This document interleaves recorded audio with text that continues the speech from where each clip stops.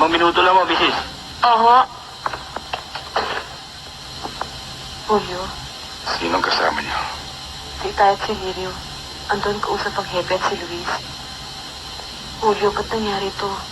Ba't hindi mo ituro sa kanila ang sinasabi mo nakasaksi sa pumatay kay Tony Francisco? Inay! Para, Nakita ko pumatay kay... Emeng, huwag kang maingay. Bakit ho? Kasi wala kang nakita at wala kang nasaksiyan. Pero itay ako... Basta sundin mo siya, sabi ko. Si Julio nagsabi sa inyo, Hepe. Kundi dahil sa kanya hindi niyo malalaman ang nangyari patayan. Bakit ngayon siya pa inyong dinidihin at pinagbibintangan? Hindi sa kanyang baril na yon.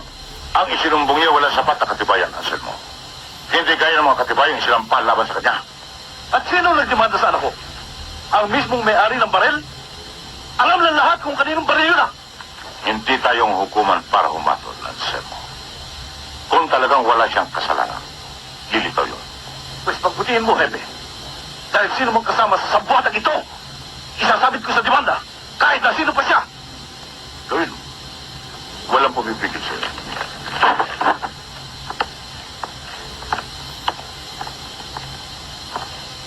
Luis, tulungan mo Kuya Julio. Ikaw lang ang pag-asa namin. Mahirap sa katayuan ko. Baka pati ako madamay. Isa pa, bakit hindi sabihin ni Julio? Kung sino ang testigo, yun ang makakatulong sa kanya. Hindi ako. Ganyan ba talaga kahina ang loob mo? O baka naman totoong nabili ka na? Lirio, sa labas tayo mag-usap. Wala na tayong dapat pag-usapan. Hindi kita maaasahan. Lirio! Lirio! Pare-pareho kayong may mantika sa muso!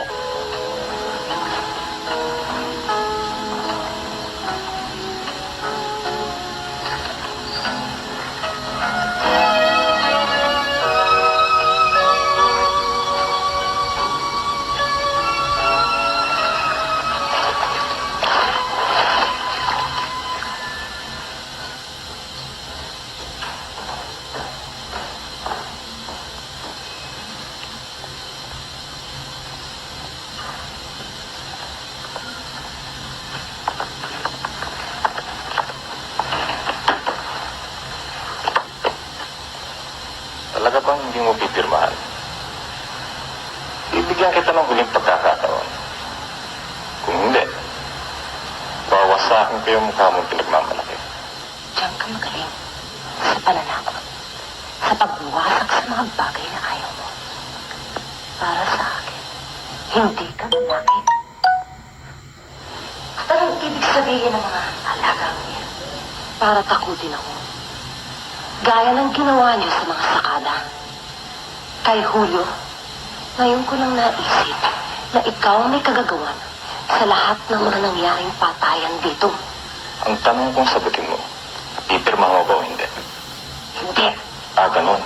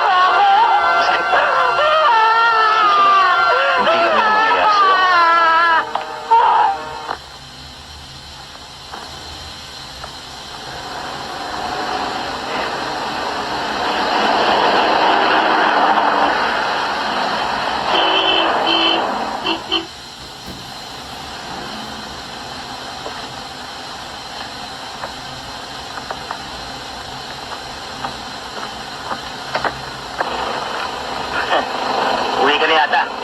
Atid ka na namin. Bastos na ito kinakausap pa! Kausap kita. Ano ba? Ano ba kailangan niya? Nagmamadali ko ako eh. Uy, kung nagmamadali ka, atid ka na namin. Hindi na, salamat na lang. Salamat. Huwag, bitawan niyo nga ako. Ika na!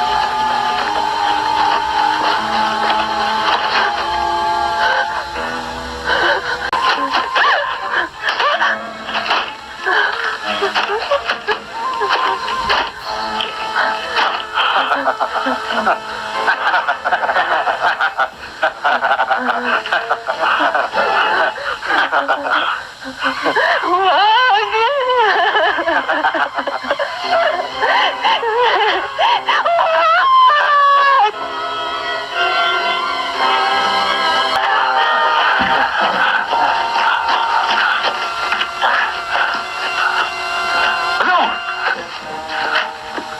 Silaban mo ito ba? Ha?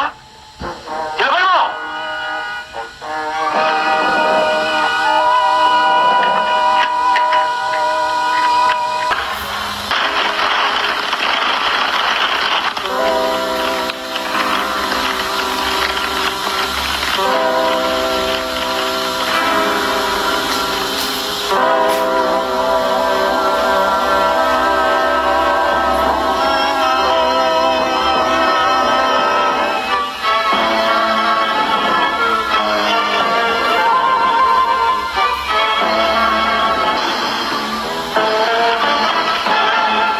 Nakilala siya dahil sa suot niyang singsing.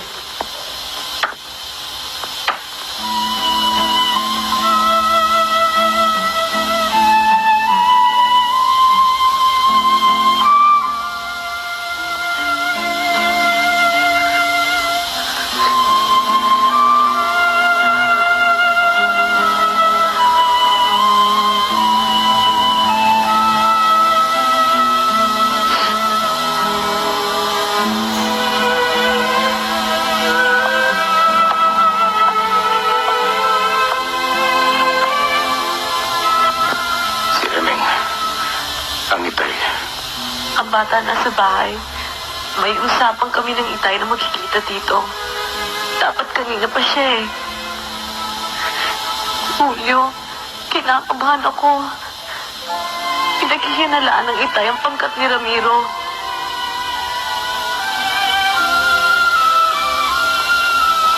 Hanapin siya.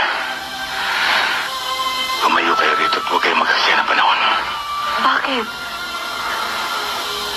Umiwas kayo sa gulo. Maaaring may balakin sila laban sa inyo. Doon muna kayo kahit sa Domingo.